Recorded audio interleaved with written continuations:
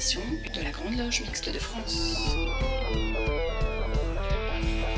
Pierre de Touche.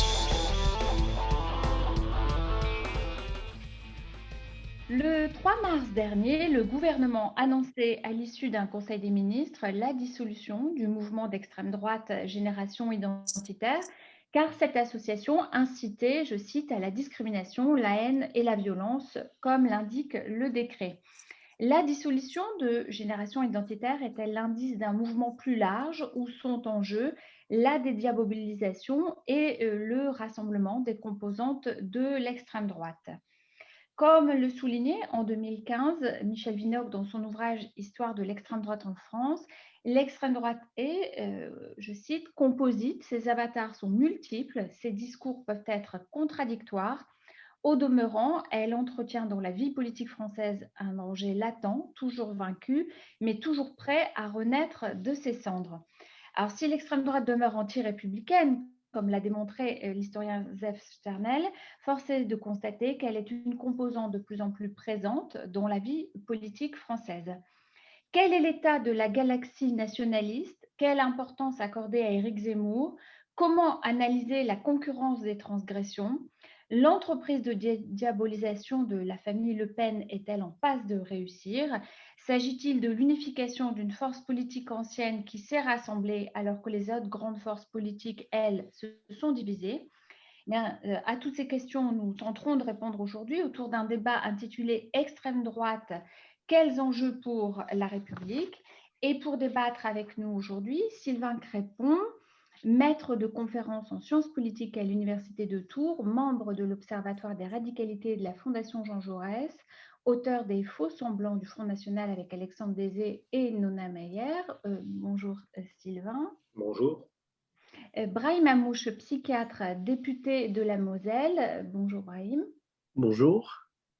Sarah Proust, adjointe à la prévention à la mairie du 18e arrondissement de Paris, secrétaire nationale du PS, militante associative contre le Front National et auteure de Front National, un hussard brun contre la République et Apprendre de ses erreurs, la gauche face au FN. Bonjour Sarah. Bonjour. Alors, une première question à Sylvain Crépon pour planter le débat. On parle de nébuleuse. Comment se tisse la toile d'araignée? Comment est-ce qu'elle infiltre aussi les autres partis démocratiques? Il y a plusieurs questions dans cette première question. Alors, je crois que le Rassemblement national et auparavant le Front national infiltrent les autres partis politiques d'abord par les idées. C'est d'abord une infiltration idéologique. C'est-à-dire que, comme le dit l'historien Gérard Noiriel, après la Seconde Guerre mondiale, l'immigration n'est plus un enjeu politique. On n'en parle quasiment plus jusqu'à la fin des années 70, le début des années 1980. Le Front national est créé au début des années 1970, mais à cette époque, il est à l'état quasiment groupusculaire. Et lorsque le Front national émerge politiquement, d'abord en 1983 à Dreux, puis ensuite aux élections européennes, où il envoie un groupe au Parlement européen et où il commence à frôler les 10%, à ce moment-là, ces thématiques idéologiques commencent à infiltrer le champ politique et commencent à infiltrer les autres partis politiques. À partir de là, ces thématiques deviennent légitimes dans le champ politique puisque tout le monde se positionne par rapport à ces problématiques qui sont d'abord l'immigration, que ce soit à gauche avec le PS ou évidemment à droite avec à l'époque le RPR et les différentes composantes de la droite.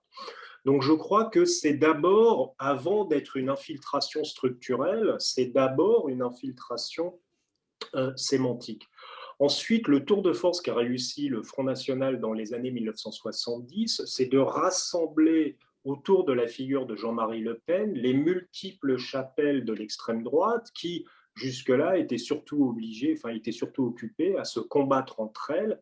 Et donc, à la fin des années 70, au début des années 1980, Jean-Marie Le Pen achève ce travail de rassemblement.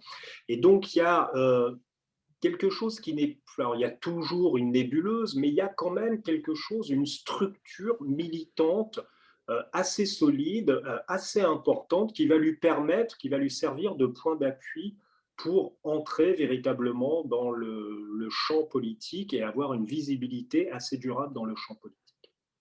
Alors, vous le disiez, on assiste à une forme de banalisation, une infiltration des idées de l'extrême droite, mais aussi une banalisation de la parole de l'extrême droite. Comment est-ce que la parole s'est libérée? Quels sont les événements qui l'ont libérée, Sylvain Crépon? Alors, les événements qui l'ont libéré, il y a un premier événement, je pense, c'est l'arrivée de la gauche au pouvoir en 1981 avec l'élection de François Mitterrand. À ce moment-là, la droite de gouvernement est déstabilisée, elle tarde à se recomposer, à se restructurer, évidemment avec des querelles au sein de la droite. Et à ce moment-là, le Front National tire son épingle du jeu puisqu'il attire un électorat de droite, un électorat conservateur qui est déboussolé par l'arrivée de la gauche au pouvoir. Donc il y a un discours qui est un discours nationaliste, anti-immigration, et puis aussi, il ne faut pas l'oublier, un discours anticommuniste, qui fait que le Front National, à cette époque, à l'oreille de la droite conservatrice qui se distingue dans le champ politique par des idées fondamentalement anticommunistes. Donc c'est dans ce contexte que le Front National va émerger. Ensuite, il y a aussi le fait qu'en arrivant au pouvoir, François Mitterrand décide de faciliter la régularisation de personnes qui sont en situation irrégulière. Et le Front National va sauter sur l'occasion, si j'ose dire, et faire de sa problématique identitaire, finalement, l'alpha et l'oméga de son axe idéologique. Et ça, c'est quelque chose qui va véritablement lui permettre de se distinguer dans le champ politique. Et à partir de 84-85, on voit la problématique identitaire, c'est-à-dire la problématique de l'immigration, devenir essentielle dans les débats politiques. Et c'est le Front National qui a réussi à lancer ce débat. Et là-dessus, on en revient à la stratégie initiale du Front National, alors qui a été lancée par le numéro 2 du Front National à la fin des années 1970, qui s'appelait François Duprat. Et là, je m'appuie sur les travaux de mon collègue historien Nicolas Lebourg, qui lui a consacré un ouvrage. François Duprat avait une stratégie qui a été assez efficace, qui disait il faut obliger la droite à se positionner sur nos idées. Et une fois qu'on aura réussi à obliger la droite à se positionner sur nos idées, après, l'électeur préférera toujours l'original à la copie.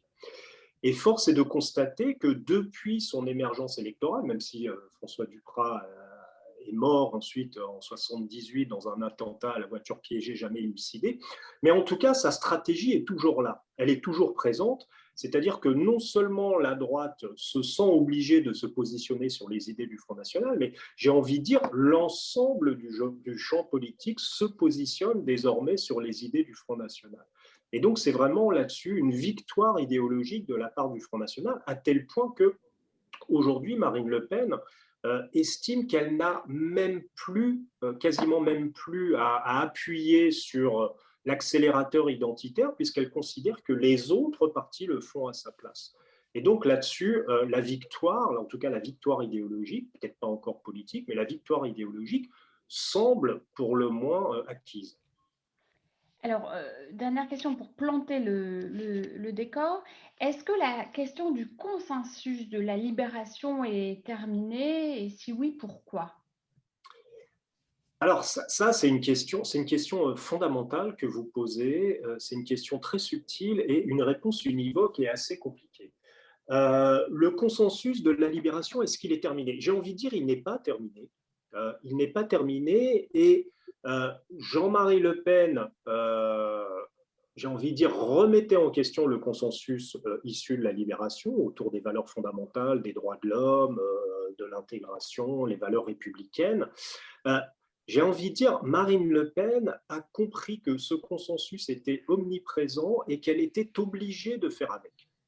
Elle était obligée de composer avec ce consensus et que si son père essayait de temps en temps de donner des gages de républicanisme pour faire bonne figure et essayer de glaner un électorat au-delà de son camp lié à l'extrême droite, Marine Le Pen, elle, ne parle plus que des valeurs républicaines, elle ne parle plus que des valeurs de l'intégration, elle ne parle plus que de laïcité. Alors, on en parlera peut-être tout à l'heure dans le débat, à mon avis, c'est pour subvertir ces idées, bien entendu, mais en tout cas, elle joue avec ce consensus pour pouvoir mieux le subvertir. Et c'est toute la difficulté aujourd'hui de l'analyse et finalement de la lutte contre ce parti politique, c'est qu'il subvertit de l'intérieur le consensus, j'ai envie de dire, issu de la libération, comme vous le dites justement. Et Sarah Proust, je rappelle que vous êtes élue à Paris, secrétaire nationale du PS et militante associative très engagée contre l'extrême droite. En quoi le Rassemblement national est un parti anti-républicain selon vous? Je crois que c'est une question fondamentale parce que c'est dans cette question qu'on trouve les premières armes pour aller lutter contre la progression du Front National. Au fond, ce qui importe dans la question de en quoi le Front National ou le Rassemblement national est encore aujourd'hui un parti anti-républicain, pour y répondre, il faut partir du constat selon lequel plus la République s'est affirmée, plus l'extrême droite aussi s'est consolidée. Et qu'au fond, il y a une vie entre les deux, intimement liée, entre l'histoire de l'extrême droite et l'histoire de la République, ce qui nous amène à nous poser la question de savoir, au fond, qu'est-ce qui, dans la République, rend à ce point l'extrême droite contestataire, violente, qu'est-ce qui est, au fond, dans le projet de la République et à ce point antinomique avec le projet de l'extrême droite. Et je pense que c'est toujours important de lier les deux. D'abord parce qu'on l'a vu dès la fin du 19e siècle, parce qu'au fond, c'est au moment où la République s'installe durablement dans notre pays qu'un mouvement contestataire, militariste, antinationaliste, enfin nationaliste, antisémite très fort, hein, qui est le boulangisme, qui est l'une des premières, enfin deuxième, puisqu'on peut parler du mouvement contre-révolutionnaire, mais on voit qu'à la fin du 19e siècle, au moment où la République s'installe durablement, l'extrême droite connaît un essor extrêmement important. Et pourquoi, à mon avis? Pour deux raisons. Il y a deux choses dans la République qui rend l'extrême droite à ce point hostile à la République. C'est d'abord la valeur d'égalité que porte la République, c'est-à-dire considérer que chacun, quel que soit son lieu de naissance, quel que soit le lieu d'où il vient, doit avancer vers un projet, ou en tout cas on doit promettre à chacun un projet commun, un projet d'égalité. Et le second pan, c'est une vision organiciste de la société. C'est-à-dire que fondamentalement, la République, justement, promeut une vision anti-organiciste, prend une vision de culture commune, quand l'extrême droite, quelles que soient ses ramifications, quels que soient ses responsables politiques, continue à avoir une vision organiciste. Alors, comment on peut aujourd'hui le décrire aujourd'hui? Peut-être deux exemples pour essayer de donner quelques outils de compréhension sur l'extrême droite actuelle. Il me semble, il faudrait voir d'ailleurs si cette proposition sera encore dans le projet de 2022, mais c'était le cas jusqu'à présent, quand le Rassemblement national et le Front national considèrent qu'il doit y avoir une priorité nationale dans l'accès à un certain nombre de droits, donc je pense notamment à la question du logement, donc faire primer un critère de nationalité sur un critère de territorialité, on est là vraiment dans un projet anti-républicain, puisque une décision du Conseil constitutionnel de 1993 tend, alors on n'y est pas encore, hein, mais on tend vers l'égalité de tous à un certain nombre de droits acquis. Donc c'est déjà le cas c'est déjà un argument à mon avis assez fort sur la question de la priorité nationale contre la priorité territoriale. On verra si c'est encore le cas. Et dans un certain nombre de collectivités, on a supprimé ou tenté de supprimer la cantine pour les enfants de chômeurs, par exemple. Donc là encore, une rupture d'égalité très forte face aux services publics, ou en tout cas à ce qu'il doit en termes d'égalité de ses usagers ou enfants d'usagers. Donc on est aussi là dans un projet qui rompt à la fois sur la question de l'égalité et sur la promesse républicaine. Donc c'est en ça, à mon sens, qu'on est là face à un mouvement, un parti qui reste un parti anti-républicain. Sylvain Crépon, tout le monde s'étonne du miracle de la dédiabolisation. Le rôle des Le Pen n'a-t-il pas été de réinsérer l'extrême droite comme courant permanent de la vie politique française, et ce, notamment après les trois échecs de l'affaire Dreyfus, de la Libération et de l'Algérie française, qui sont des moments fondateurs de la République? Alors, vous avez raison. Alors, je soulignerai dans le prolongement de ce que vous dites, c'est que la dédiabolisation au Front National et au Rassemblement National, c'est pas quelque chose de nouveau. C'est-à-dire que c'est pas quelque chose qui émerge avec Marine Le Pen. Ça, les travaux de mon collègue Alexandre Désé de Montpellier l'ont très bien montré.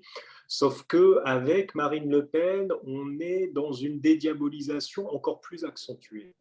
Euh, Comment le Front National, Rassemblement National se distingue du reste de l'offre politique? C'est par la radicalité. C'est par la radicalité, c'est ce qui lui permet de offrir dans le champ politique un discours singulier qui se démarque des autres. Le problème du Rassemblement National, c'est que si il se radicalise trop, il risque de se marginaliser. On voit bien, par exemple, que les 2 fois où il est arrivé au second tour de l'élection présidentielle, il n'a trouvé quasiment aucun allié. Alors en 2017, bon, il y a eu un allié, mais finalement assez marginal. Mais finalement, il y a une sorte de plafond de verre qui l'empêche de remporter une victoire de second tour.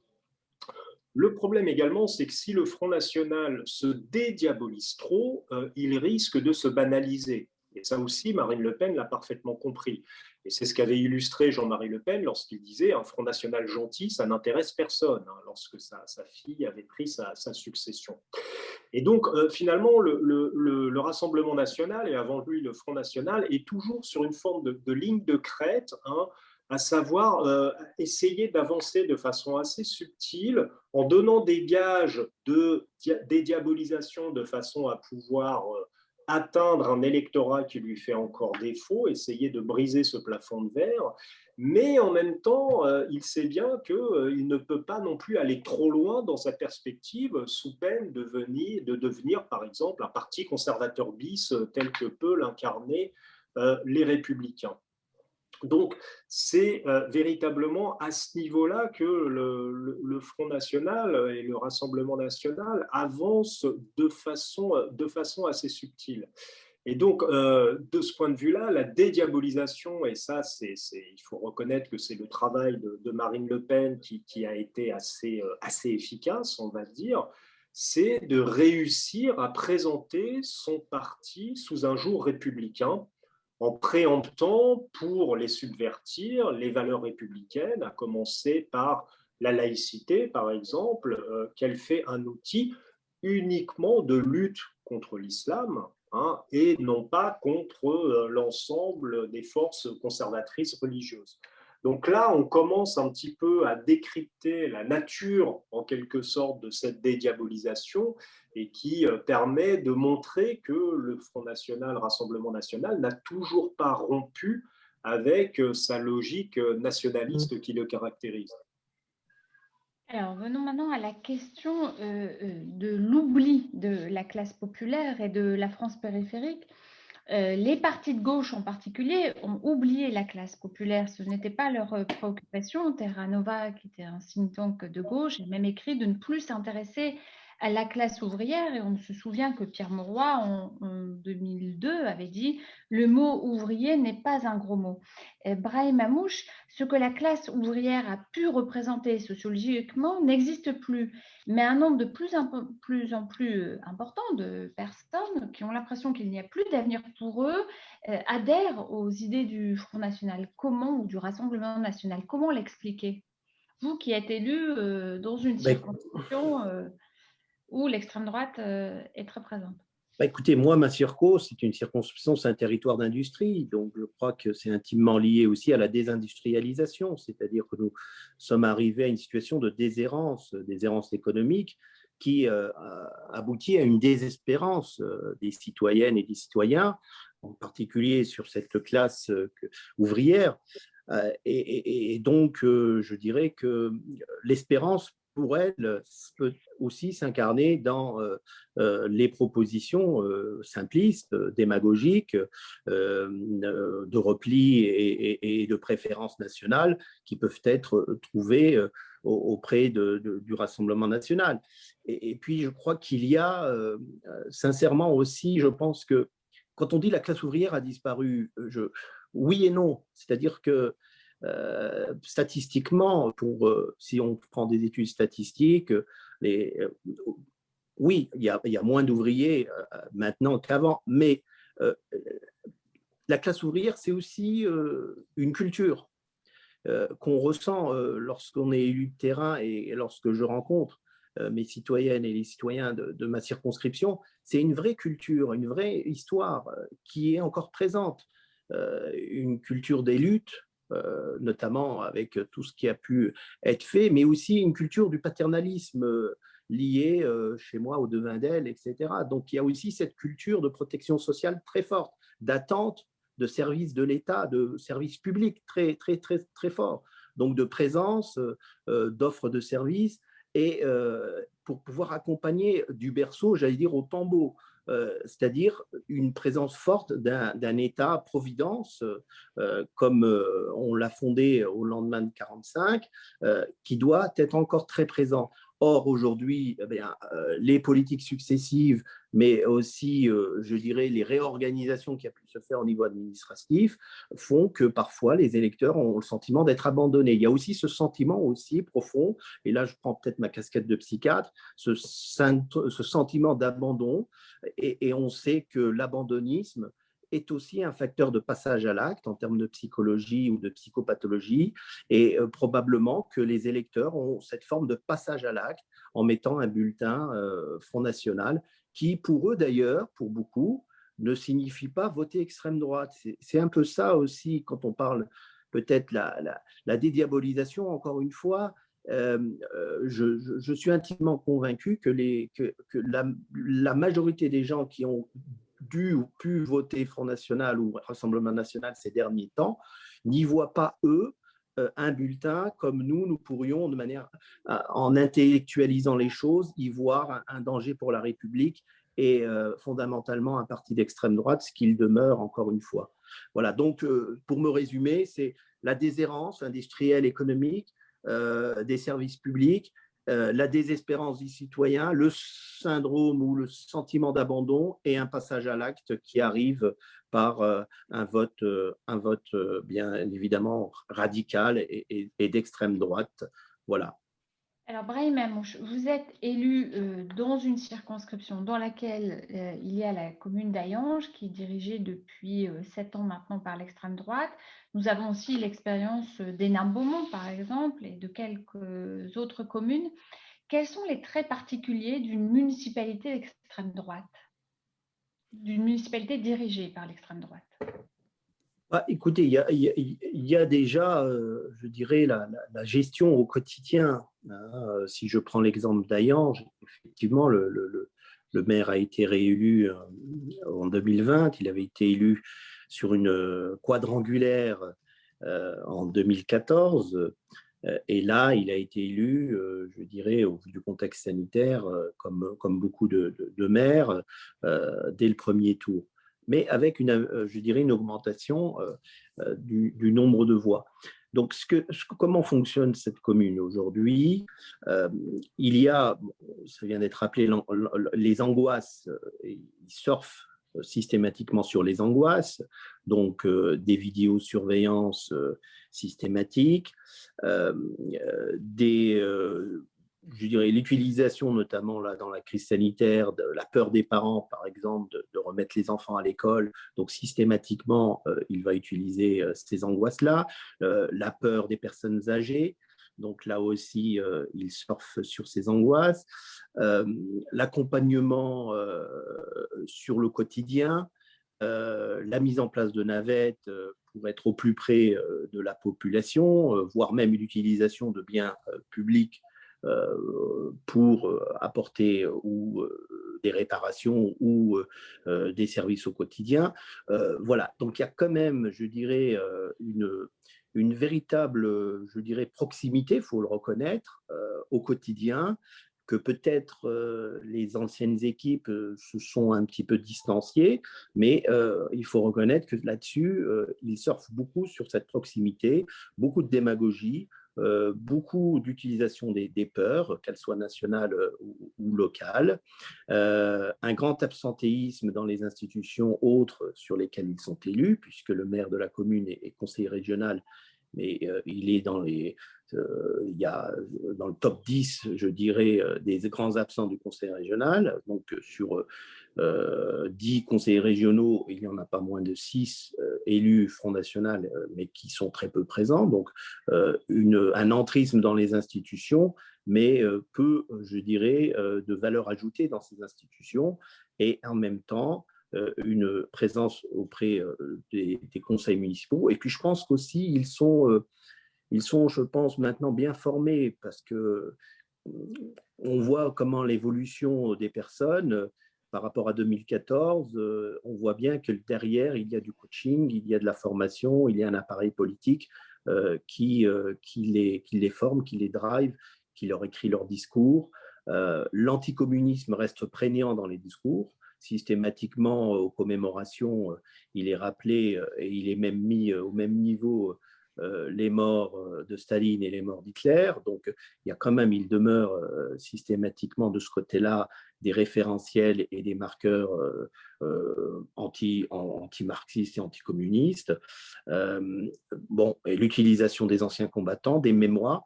Et puis, une caractéristique qui me semble fondamentale, c'est l'entrisme également dans les mouvements associatifs. Systématiquement, dans les bureaux et dans les membres des associations, il y a des proches, voire des encartés d'extrême droite qui y sont, et bien évidemment l'utilisation de subventions pour les associations qui iraient dans le même sens. Et nous avons à Hayange une association qui a été mise en demeure à plusieurs reprises et eu une chasse à cette association, qui est le Secours populaire français, parce qu'elle se permettait, ce qui est, je dirais, l'objet même de l'association, de venir en aide humanitaire et caritative, notamment à tous les nécessiteux, y compris les demandeurs d'asile.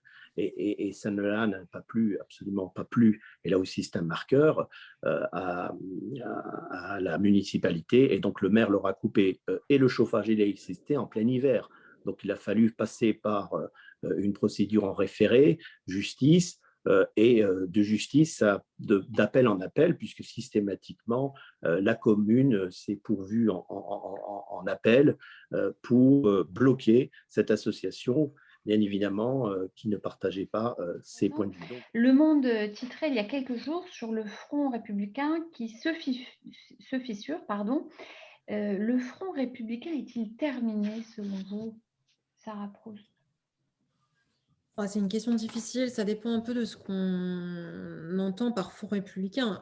Au fond, le sujet, il est ou bien on n'a plus d'élus dans une collectivité, ou bien on risque de faire gagner le Front National. Donc la question, le Rassemblement national. Donc la question, elle est extrêmement difficile pour des partis politiques et pour des élus. Moi, il me semble qu'à partir du moment où on se la pose, c'est que c'est déjà mal barré. Et que la réalité, c'est que ce sujet-là a été essentiellement un sujet électoral, quand je pense que c'est d'abord un sujet politique. Et qu'on pose la question du Front républicain le soir d'un premier tour, en oubliant de penser à la question que soulève le sujet du Front républicain des mois auparavant. Quels sont les sujets que ça pose? C'est d'abord bien faire la différence entre la droite et l'extrême droite. Moi, j'ai toujours fait partie de celles et ceux qui n'ont jamais confondu la droite et l'extrême droite, mais souvent en disant que l'un se nourrit de l'autre, que l'autre se nourrit de l'un. On met la confusion chez les électeurs, et que je pense que tant qu'on repère des électeurs, quand on met de la confusion, après, on rend le vote totalement illisible. Donc, je pense qu'il faut bien rappeler que la droite et l'extrême droite ne sont pas la même chose. Et c'est à la droite de faire attention. On renvoie toujours la question du Front républicain à la gauche, mais c'est aussi une question qui doit se poser à la droite. Et jusqu'à quand ils décident de ne pas laisser ce que Sylvain Crépon évoquait en introduction, l'infiltration idéologique, intégrer un certain nombre de leurs projets. Donc, il y a d'abord de ne pas mettre de confusion entre ce qu'est la droite et ce qu'est l'extrême droite. Deuxièmement, je pense qu'il faut parler à son camp, et moi j'ai vu trop de partis de gauche vouloir absolument rallier les électeurs du Front National à eux, sauf que ce qui compte, c'est d'abord de rassembler son camp, de parler à son camp, d'unir, en ce qui me concerne, la gauche, c'est quand même le meilleur moyen d'éviter le Front républicain, et d'aller parler aux abstentionnistes. Parce que fondamentalement, une élection se fait aussi en essayant de montrer l'intérêt d'aller voter. Quel est l'intérêt d'une élection? Quelle est la question qu'on vous pose? Quelle est la question qu'on ne vous pose pas? Parce qu'au fond, on cherche souvent à répondre à 1000 questions au moment d'un scrutin et je pense que l'œuvre pédagogique des élus, des candidats, c'est toujours de rappeler quelle est la question qu'on pose le jour d'une élection. Je pense qu'en faisant cette œuvre de pédagogie, en disant qu'il faut évidemment rassembler les partis, parce que, enfin, en tout cas, faire un mouvement de gauche plus solide qu'il n'est aujourd'hui, parler aux abstentionnistes, c'est quand même le meilleur moyen de ne pas se poser la question du Front républicain. Moi, je suis convaincue qu'il faut tenir ce front-là si le sujet se pose.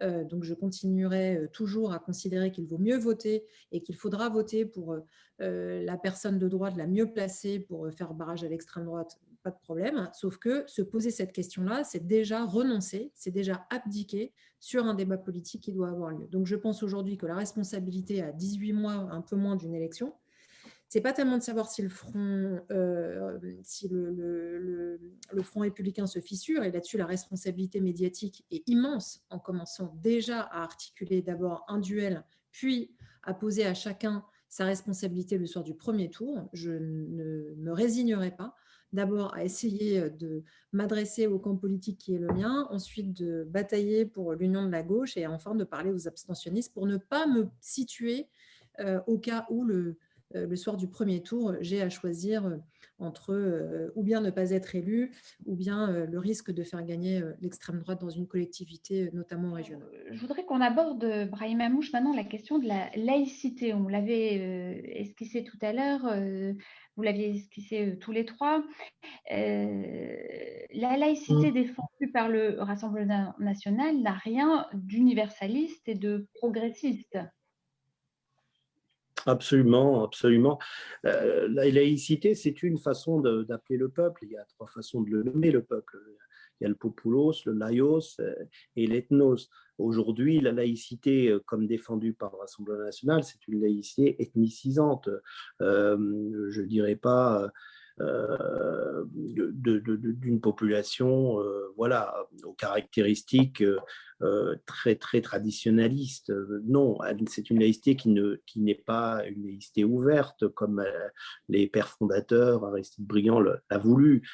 C'est une laïcité qui est utilisée comme une arme de combat, non pas contre les cléricatures, mais de combat contre une seule religion, clairement contre l'islam. Donc ce n'est pas la laïcité comme on l'entend dans l'esprit et dans la lettre.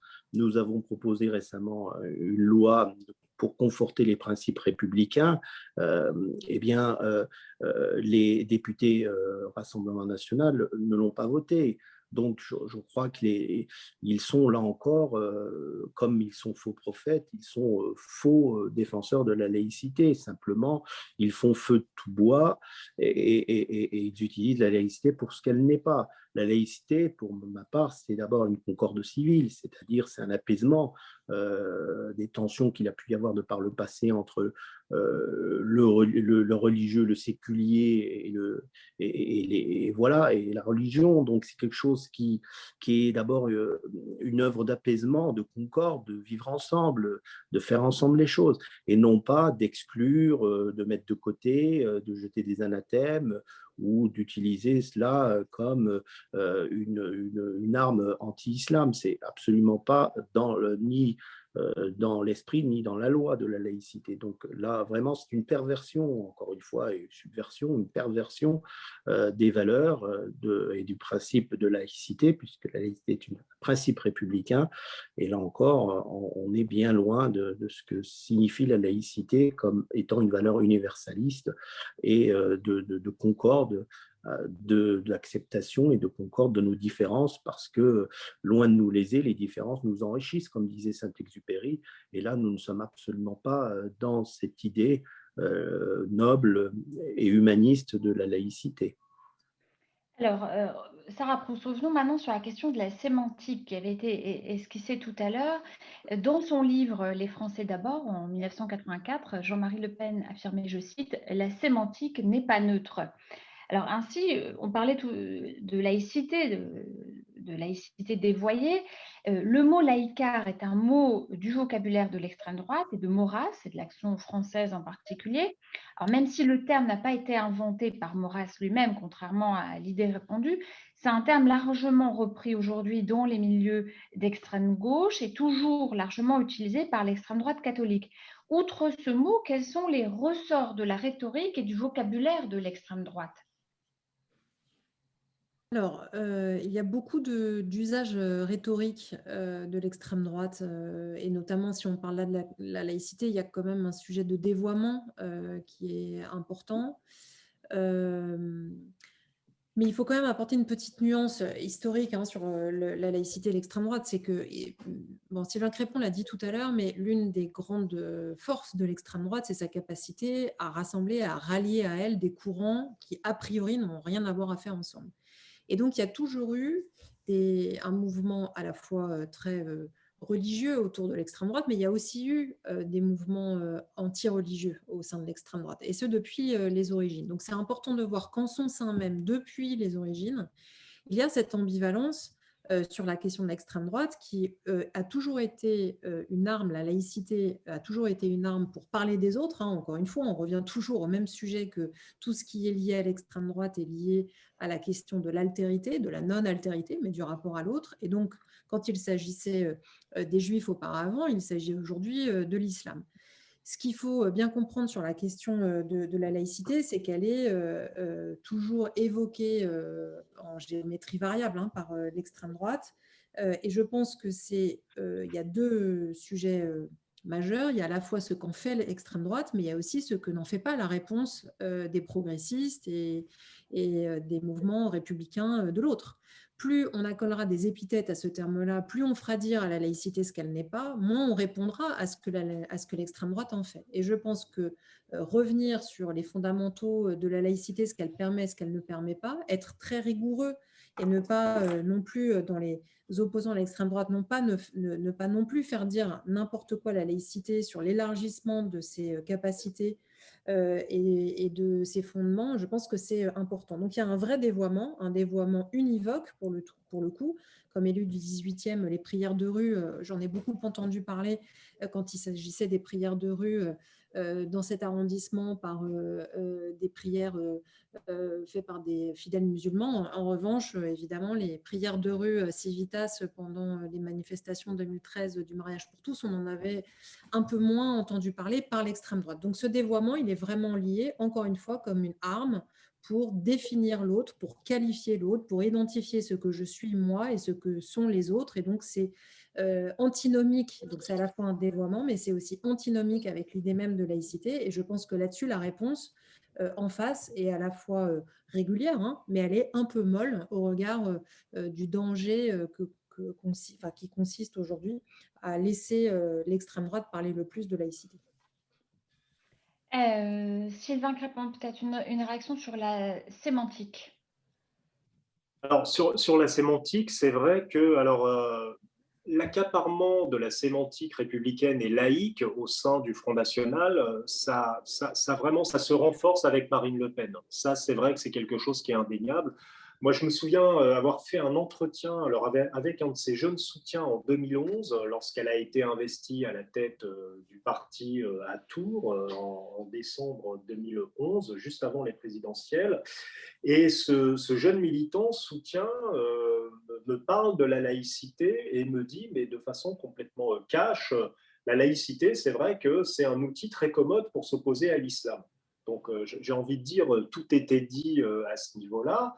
Mais c'est vrai qu'on voit que c'est une laïcité, lorsqu'on étudie ça du point de vue du Front National, à géométrie variable. Il n'y a qu'à voir, par exemple, le fait que les maires du Rassemblement national réhabilitent les crèches dans les mairies, par exemple, en disant que c'est quelque chose une tradition, une culture française et que c'est tout à fait naturel et que la moindre visibilité de l'islam est tout de suite clouée au pilori et perçue ou en tout cas définie comme étant un danger, alors si ce n'est terroriste, mais en tout cas, on va dire fondamentaliste. Donc, il y a vraiment cette percée du Rassemblement national dans le registre républicain qui constitue, à mon avis, ça a été dit par Sarah Proust et par Brahim Amouche, pardon, un des défis aujourd'hui de la part des partis républicains, mais un des défis qui consiste à dire ne pas faire de la laïcité ce qu'elle n'est pas. Et à mon avis, c'est un des enjeux face auxquels on est aujourd'hui. Alors, la violence n'est pas un monopole de l'extrême droite. Mais la différence, c'est que l'extrême gauche a accepté le cadre républicain, alors que l'extrême droite ne l'accepte pas. Alors, je suis désolée de rappeler effectivement certains éléments des Gilets jaunes avec l'attaque du ministère de Benjamin Griveaux ou le saccage de l'Arc de Triomphe. Mais il n'y a plus que l'extrême droite pour contester le cadre républicain. La violence sur les personnes, la violence sur les institutions aussi, comme si la République était illégitime à leurs yeux. Et dans l'ouvrage publié récemment par Jean-Michel Decugis, Marc Le Plongeon et Pauline Guénat, La Poudrière, un des gilets jaunes ultra précise « S'il faut tuer un policier, nous le ferons ». Sarah Proust, la question de l'usage de la violence et de l'extrême droite. Je crois que c'est un sujet intéressant parce qu'il ramène encore une fois au fait que la République et l'extrême droite sont toujours face à face. Et que, au fond, vous le disiez, c'est la question de la République est légitime, mais il faut quand même à chaque fois se rappeler que l'histoire de l'extrême droite est perlée de violences extrêmement fortes. C'était le cas du courant entier des Réfusards, évidemment, les Camelots du Roi, Maurras en 1900, pour les Camelots du Roi, justifie, enfin théorise même, hein, c'est pas qu'il justifie, c'est qu'il théorise l'usage de la violence en disant que la violence, c'est au service de la raison.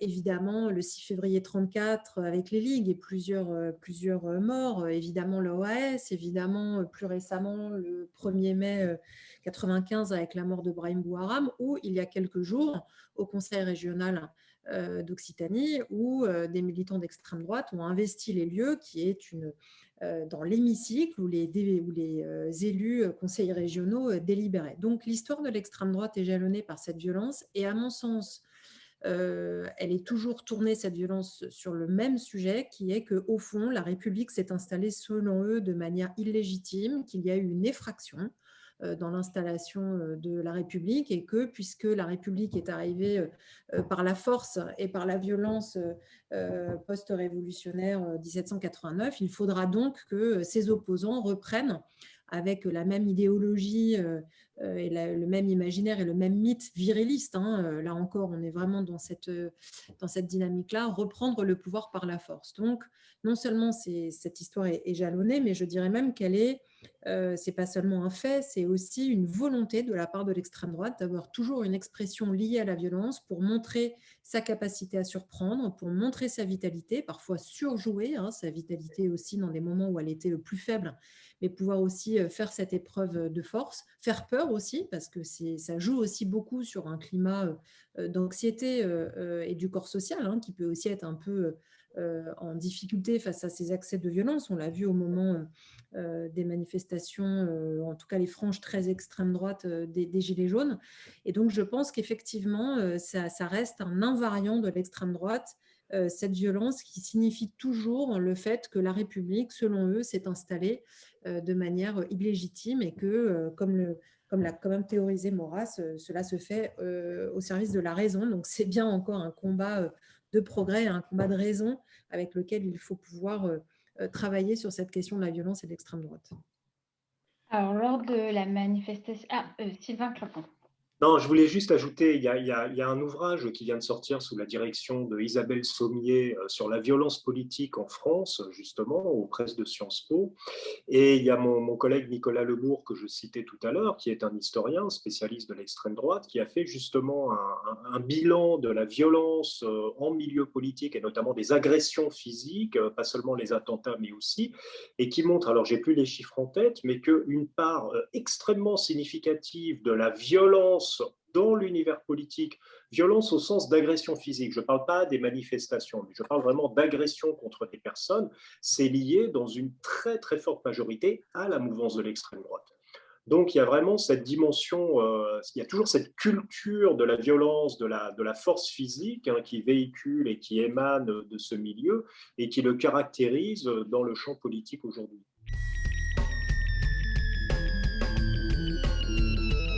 Pierre de Touche, une émission de la Grande Loge Mixte de France. Pierre de Touche.